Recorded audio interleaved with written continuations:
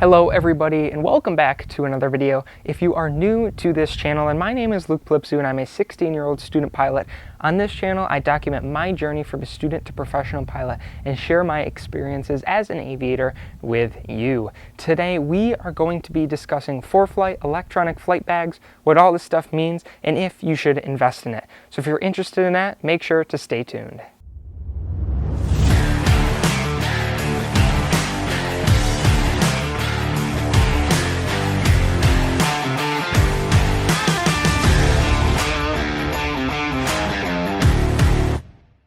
So excuse the excess noise. There's a few airplanes that just started up behind me. Hopefully you can hear me well. I'll speak up loud. So we are going to be talking about an electronic flight bag. So an EFB, what does that stand for and what does that even mean? An EFB is an electronic flight bag. This is basically all of the paper charts of every airport in the country put into one app right on your iPad for your ease of use. Back in the day, we would say now, but it was actually pretty common, they being professional pilots, would use paper charts to read taxi diagrams, approach charts, departure charts, all that sort of thing. Now you can access that all in apps. It's super convenient, it's super useful, and it's an amazing tool that I hope all of you can take advantage of. So let's take a look here at Foreflight. I'm going to shoot you down to my iPad so you can see what I am looking at. So right here, this is Foreflight. Now there's a few different companies that make different apps. There's Foreflight and there's Garmin Pilot. Those are really the two big ones. We're going to be talking about Foreflight today because that is what I use. Let me just take you through the app real quick. So right now you can see the main screen. I'm just looking at Syracuse Airport right now. As you can see, there's all the frequencies, there's even car rentals, hotels, restaurants, taxi. I mean, there's everything. There's so much information, you really don't use half of it, but it's super nice to have because you have all your frequencies right here, numbers, you know, that sort of thing. Next, we have weather, so your current METAR, TAF, farther out forecast, your daily forecast, which goes through here. So if I go on, Wednesday, it'll tell me what they're predicting, what the outlook is. And then also your winds or loft.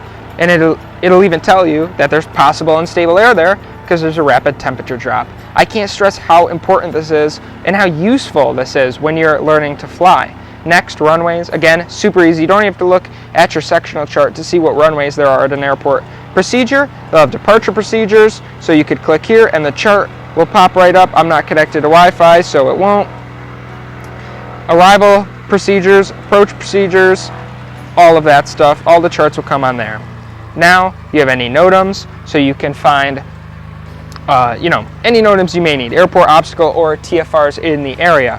So it's super useful, everything is right in one spot, and again, it's a super useful tool. Let's move on to the next tab.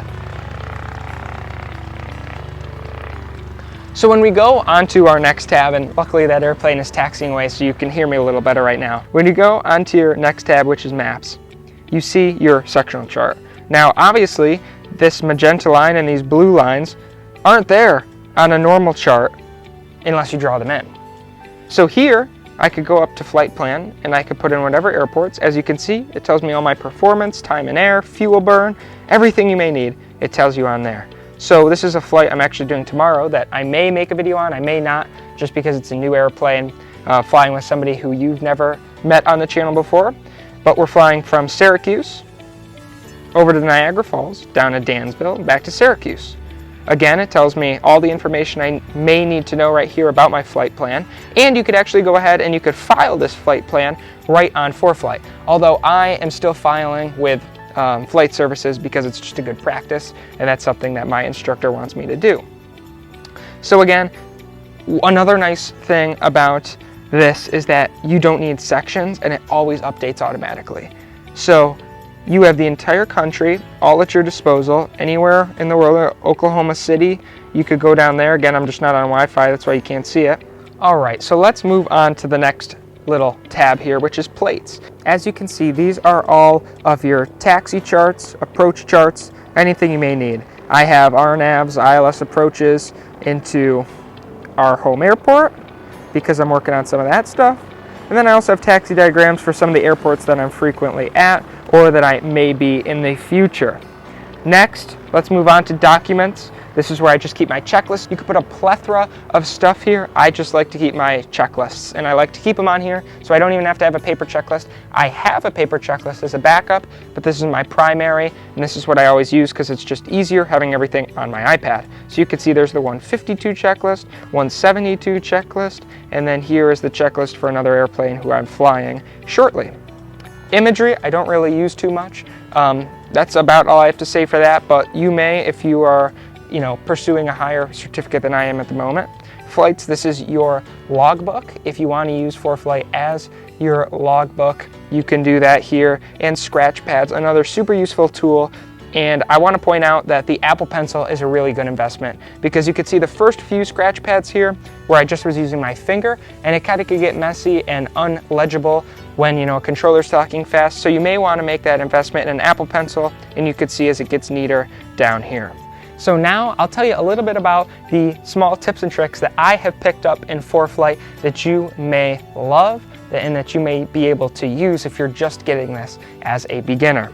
So let's go to our map. So this is probably where you're going to want the most stuff.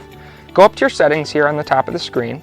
You can adjust everything here. You can adjust the color, you can adjust the theme, terrain, everything you want you could customize here. A lot of people don't know this exists, so make sure to go look. I have my TFRs filled a certain shade of red so I could still see what's under them, and you could pick how you want the auto center to work. You could pick labels, extended center lines, which is a super nice thing to have. That's what these are. So you could look and you could see, I think it extends out a good 10 miles. And if you're flying a 172, it's very rare you're going to be on a 10-mile final unless you're going straight in for a runway on, say, a cross country. But again, super helpful. All right, back to settings. Let's see, distance rings. They could get a little busy, but click it, figure out what it is for yourself and if you like them. And then breadcrumbs, they'll basically show you your route after you fly so you could see everything. And that's about it in the settings. What I want to show you here on the main screen, this is another quick tip. Hold with 2 fingers and this comes up. If you hold 2 fingers down on the screen at the same time, this will come up. You get heading, you get the time it takes to fly that distance, you get the distance. It's amazing. So if I'm coming up from Syracuse and say I'm over here, say I'm right down here, and I just want to see how far I am, I'm 23 miles. So it's super easy and it's super helpful when you're in the air. Another useful tip for you when you're flying is when you have this chart up, you could click on any airport and all the information that was on the first screen will come up here again on the second one. So you can be flying, you can have your sectional chart up, and you could still have all the information of the airport here on the right side. You could kind of split it, kind of like you can your MFD in the airplane, and again, that's super helpful. So unfortunately, that is all I have for you this week, but if you did enjoy this video and find it helpful in any way, then make sure to let me know by hitting that like button down below and clicking subscribe if you want to see more videos like this. I want to continue to put out videos every single Saturday at 10 a.m., which is why you should subscribe, and I hope that you get something out of it, whether it's educational or entertaining every single week. So until the next one, I want you to stay current, stay proficient, and keep the blue side up.